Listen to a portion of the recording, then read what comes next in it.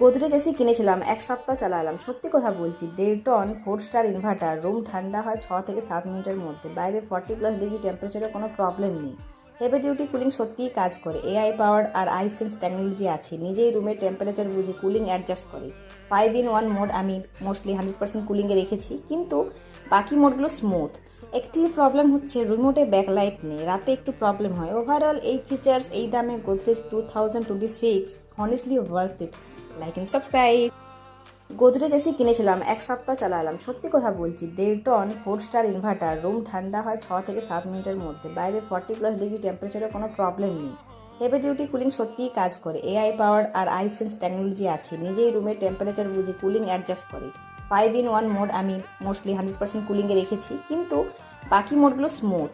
একটি প্রবলেম হচ্ছে রিমোটে ব্যাকলাইট নেই, রাতে একটু প্রবলেম হয়। ওভারঅল এই ফিচার্স এই দামে গোদরেজ 2026